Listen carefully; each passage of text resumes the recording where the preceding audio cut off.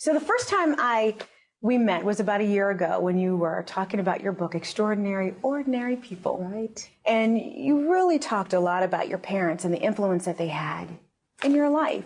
Your new book, No Higher Honor.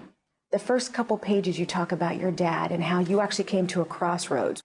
In really one of the great ironies, my father became very ill just before I was to go to Washington when now President-elect Bush said that he wanted me to become National Security Advisor. And I thought, I can't do this. I can't leave my father. And the wonderful thing is I had that conversation with the President-elect. And he said, I'm not asking you to leave your dad, but I need you in Washington. And so we worked out some crazy idea that I would come back every 2 weeks to California, probably unworkable. My father died on December 24th, and that was just a few days before I would leave for Washington. He knew that I was going to become National Security Advisor, but I'll never forget that last conversation with him. I called him from a friend's house, and I said, how are you? And he said, well, I'm going home. And I said, Daddy, you are at home. And he said, no, I'm going home. And it suddenly dawned on me, of course, this man of God, this faithful man for all of his years, was saying to me that the Lord had called him home. And indeed, the Lord had called him home. Your dad was a registered Republican. In those days, they had what's called a poll test in order for people to register to vote. My father, a big, dark-skinned man, he said, how many beans are in this jar? And here was this huge jar of beans. Of course, no one could count. And my father was really devastated. But this elder in his church, Mr. Frank Hunter, said, oh, Reverend, I'll tell you how to get registered to vote. He said, you go down there, and there's a clerk. She's a Republican. She's trying to build the party. And so my father found this woman. She registered him to vote. And he never forgot it. He was a lifelong Republican after that. Is that why you're a Republican? Well, I went through a long journey toward being a Republican. I actually registered as a Democrat when I first could vote in 1976, the first presidential campaign for me. Jimmy Carter was the reconciliation of the North and South. But then I was very disturbed by the Soviet onslaught when the Soviet Union invaded Afghanistan. And our only decision or our only action was to boycott the Olympics. I thought we need somebody who understands power, and I voted for Ronald Reagan. A couple of years later, I became a Republican. I really never looked back. So it was foreign policy initially that brought me to the party, strength and peace through strength, as President Reagan used to say. Well, let's talk about what's going on in the world today, especially the Middle East. Now, with Muammar Gaddafi, in your book, you say that we had to remove weapons from him, or weapons were taken away from him. Yes. And there was not a doubt in your mind that he would have used them. Absolutely, yeah. Because we were fortunate that after the invasion of Iraq, Muammar Gaddafi decided that weapons of mass destruction were really not worth it. And he gave up his weapons of mass destruction. We disarmed him. It may interest people to know that we actually carted back most of his most dangerous weapons to Tennessee, Oak Ridge, Tennessee, where they were dismantled. And so he didn't have those weapons of mass destruction when the revolution took place in Libya. And I'm glad that he didn't, because I have no doubt that he would have probably used them sitting in that bunker for the last time. Well, let's talk about Iran. You know, is there a fear? Is there something in you that says, you know what? If he builds up these nuclear weapons, he's definitely going to use them. Do you think that? Well, I worry about Iran. It's probably the most dangerous single country in the world. It's also a regime that is the poster child for state sponsorship of terrorism. They've got tentacles of terrorism all over the world, and they're seeking a nuclear weapon. A nuclear weapon in Iran would be an unimaginable danger, and we have to stop it.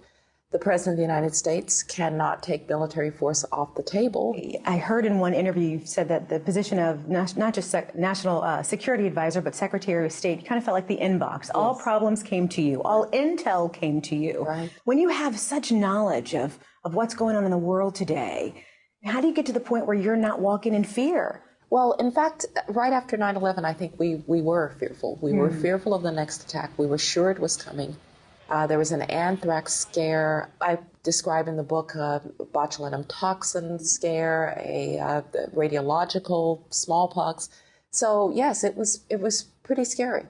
But several things get you through. First of all, faith. I remember that Abraham Lincoln is said to have said, when he had nowhere else to go but his knees, he understood the power of faith and prayer. That certainly was an important part of it. It was good to be around other people who had the same faith. President Bush is a person of faith, and it helped to work with people like that.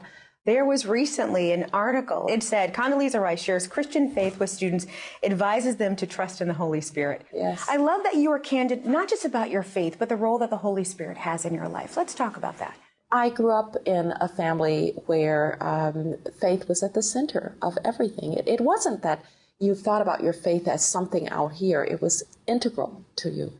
And I was taught early on that we'd been given a Holy Spirit to stay with us until the day that He returns. And that, for me, had always been the most comforting part of our religious tradition. Did that also help you with making decisions during, would you pray, Lord, tell me where to go, tell me what to say, tell me how to handle this? I would say, Lord, guide my steps today. And that was my morning prayer, just guide my steps today.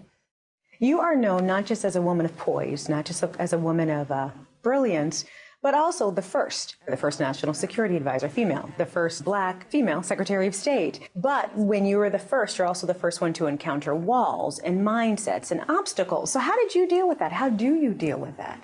Well, the first thing is that when you are a first, you need to forget that you're the first and give other people the benefit of the doubt. So it's all too easy to look around and think they're reacting to it because I'm a woman. They're reacting that way because I'm Black.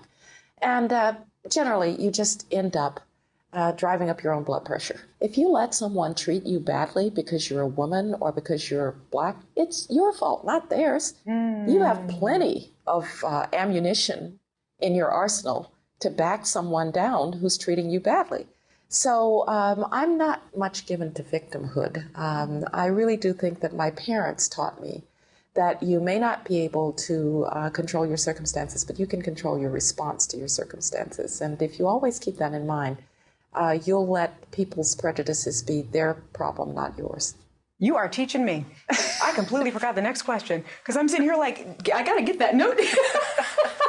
With CBN, we're always praying for our nation, praying for our leaders. What are maybe some of the top 3 areas within our world that we need to focus on to pray about? Well, we first and foremost need to pray that the harm and the hurt that people are doing to each other will somehow resolve, and that the Lord will be in some of these terrible places.